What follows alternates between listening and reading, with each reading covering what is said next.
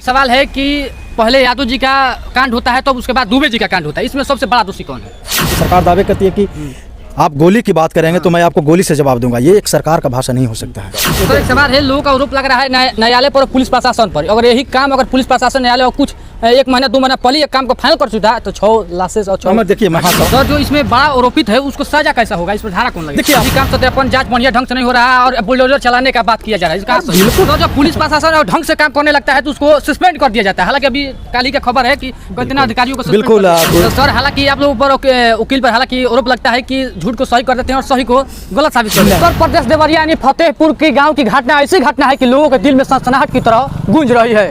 जानते हैं इसमें कौन सबसे बड़ा दोषी है, किनके कौन सा सजा होगा, किन पर कौन धारा लगेगा, फांसी होगा, क्या होगा? पटना हाई कोर्ट के वकील हमारे साथ बबलू सर है, इनसे पता करेंगे कि इसमें सबसे बड़ा दोषी कौन है, आखिर कौन हमें सब दोषी है। सर चैनल में बहुत बहुत स्वागत है। आपका बहुत बहुत शुक्रिया। सर वहाँ पर यूपी के लोगों का कहना है कि योगी जी पूरे यूपी की सरकार है, वही राजा हैं, आखिर एक पक्ष की ओर देखने जाते हैं, दूसरे के पक्ष की ओर नहीं देखने जाते। इसका मतलब कि जाति घाटा को देख रहे हैं। बिल्कुल बिल्कुल, इस बात से इंकार नहीं किया जा सकता। सबसे बड़ा सवाल होता है कि सरकार दावे करती है कि आप गोली की बात करेंगे तो मैं आपको गोली से जवाब दूंगा। ये एक सरकार का भाषा नहीं हो सकता है। ठीक, मैं मानता हूं कि यहाँ पे बहुत सारे विचार वाले लोग हैं। आप हिंसा से आप हिंसा को खत्म नहीं कर सकते हैं।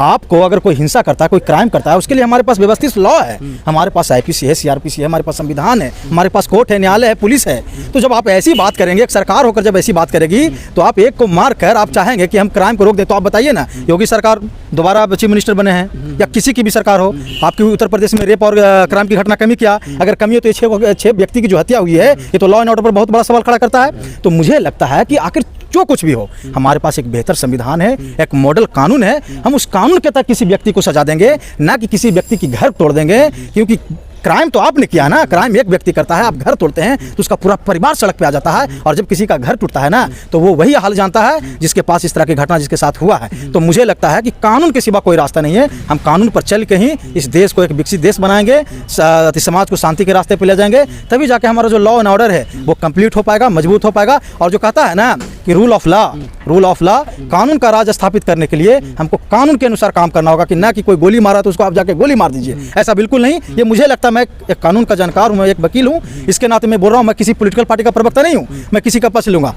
समाजवादी पार्टी हो, बीजेपी हो, कांग्रेस हो या तमाम तरह की पार्टियां, उससे मुझको कोई मतलब नहीं है। लेकिन मैं हर हाल में कानून का समर्थन करता हूं और कानून के अनुसार काम होना चाहिए। और जाति या धर्म के आधार पर इस तरह सरकार अगर भेदभाव करती है तो आपको इस बात से अंदाजा लगाना चाहिए कि जब सरकार इस तरह के काम करती है तो कॉमन मैन का सोच क्या हो सकता है, उसका अंडरस्टैंडिंग लेवल क्या हो सकता है, वो कहाँ तक पहुँच सकता है। तो आप ऐसे कीजिएगा तो क्राइम बढ़ेगा ही ना।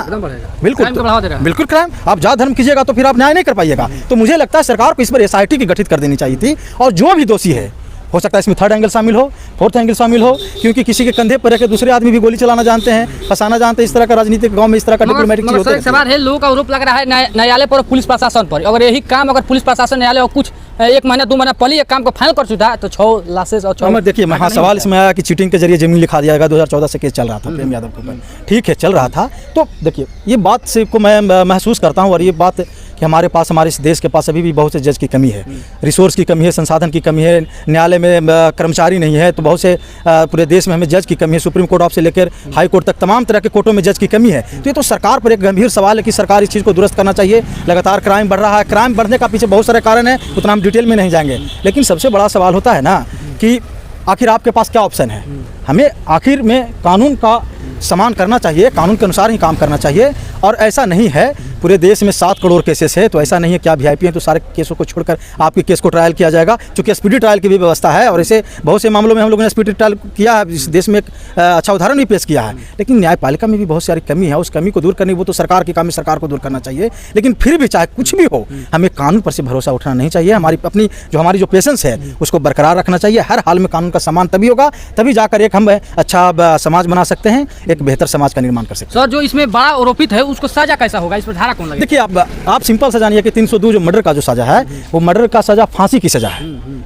लेकिन कोर्ट जो चीज़ों बहुत सारी चीज़ों देखा जाता है। देखिए, अब फांसी की बात कर रहे हैं, कहीं ना कहीं बिहार यूपी में देख रहे हैं कि लोग मर्डर कर 6 महीना बेल लेकर 3 महीना बेल करा रहे हैं। नहीं, देखिए बेल और सजा दोनों अलग अलग चीज़ है। जब क्राइम होता है, जांच होती है, FIR होती है, न्यायालय में जाता है, तो बेल जो कहता है ना कि बिल टेम्पोररी रिलीज है, टेम्पोररी उसको क्या किया जाता है कि न्यायालय के द्वारा उसको छोड़ा जाता है, ठीक है ना। इसका मतलब ये नहीं कि आप बरी हो गए हैं और आपको सज़ा नहीं होगा। सज़ा एक प्रक्रिया होता है, ट्रायल चलता है, 10 बरस 5 बरस 2 बरस 4 बरस में समय लगता है, तब जाकर वहाँ पे सज़ा होता है। तो बेल होना और सज़ा होना दोनों अलग अलग चीज़ है। ऐसा नहीं है कि बेल आप हो गए तो आपके ऊपर से केस खत्म हो गया, ऐसा बिल्कुल नहीं है। सर ये बताते चले कि अगर यही योगी जी अगर दुबे जी के पास जाते हैं देखने के लिए उनकी हालत कैसा है, मगर वही यादव जी के घर क्यों नहीं आते हैं? तो यही तो बड़ा सवाल है ना, यही बड़ा सवाल है कि सरकार अब एक तरफा कार्रवाई आप कीजिएगा, जात के नाम पर, धर्म के नाम पर आप सपोर्ट कीजिएगा, तो आपको ये मैं आपको कन्फर्म और दावे के साथ कह सकता हूँ कि आप गलत कर रहे हैं। फिर आप क्राइम को नहीं कंट्रोल कर पाइएगा, आप समाज को जोड़ नहीं रहे हैं, आप समाज को तोड़ रहे हैं, बिखेर रहे हैं। जात के नाम पर, धर्म के नाम पर आपके पास अभी पावर है, तो आप इसका गलत इस्तेमाल कर रहे हैं। संविधान यही कहता है कि संविधान की नज़र में चाहे कोई भी हो, सब बराबर है, चाहे वो हिंदू हो, मुस्लिम हो, सिख हो, ईसाई हो, चाहे कोई भी किसी भी कास्ट का लोग है।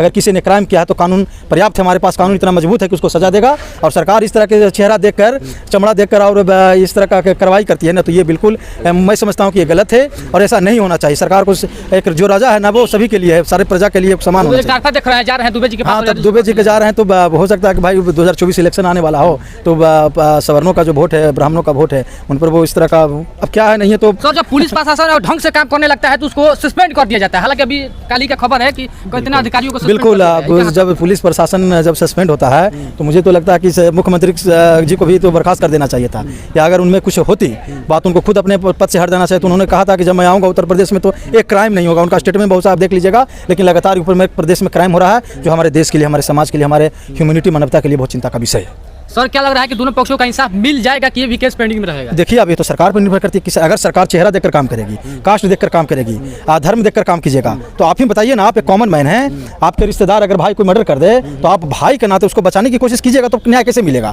न्याय तो कहता है ना कि न्याय का मतलब होता है ना कि जहाँ पे सारे रिश्तेदारी दोस्त जितने भी से मर जाता है, सब डाइज है।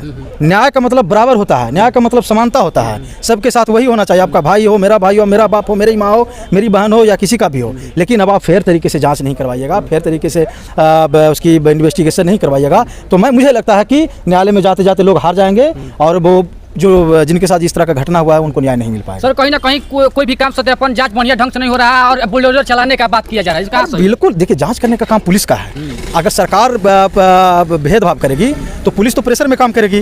जब पुलिस प्रेशर में काम करेगी तो प्रेशर में काम करके आप किसी को न्याय कैसे दिला सकते हैं? नहीं दिला सकते। उसके लिए प्रॉपरली निष्पक्ष फेयर तरीके से जाँच होगी, तभी ना जाके वो न्यायालय में जाएगा और वहाँ पर साबित हो पाएगा। पुलिस को साबित करना होगा, तब जाकर वहाँ पे उसको न्याय मिलेगा, उसके फैमिली वालों को न्याय मिलेगा। लेकिन आप इस तरह से काम कीजिएगा, धर्म देखकर, जात देखकर काम कीजिएगा, तो किसी को न्याय नहीं मिलेगा। तो मेरा एक लास्ट सवाल है कि पहले यादव जी का कांड होता है तो उसके बाद दुबे जी का कांड होता है, इसमें सबसे बड़ा दोषी कौन है?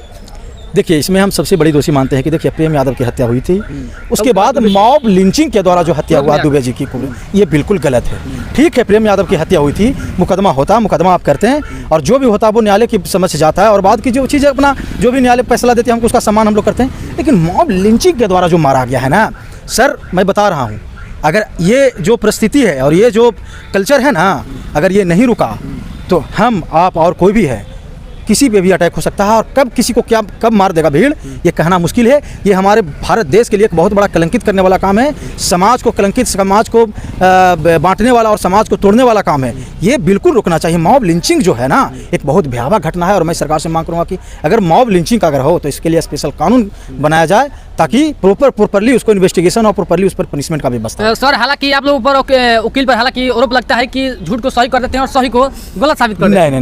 नहीं देखिए अगर हमारे पास क्लाइंट आता है तो मैं कोशिश करता हूं कि देखिए मैंने तो देखा नहीं है, मैं भगवान तो थोड़े हूं या जज भगवान थोड़े है। हम लोग और जो न्यायालय है, न्यायालय अंधा नहीं है। ऐसा नहीं है कि हम न्यायालय में जाके कह देंगे किसी व्यक्ति को कि ये व्यक्ति दोषी है या ये व्यक्ति दोषी नहीं है तो न्यायालय मांग लेगी। न्यायालय सबूत पर काम करती है, सबूत देना प्रोसिक्यूशन का काम होता है, पुलिस का काम होता है, आज जिनके साथ घटना हुआ उनका भी रोल होता है, न्यायालय का रोल होता है। तो जब तक साबित नहीं कर पाइएगा ना तब तक न्यायालय भी सजा नहीं देती है। और ऐसा नहीं, हम लोग अपनी बात को रखते हैं, ऐसा नहीं है।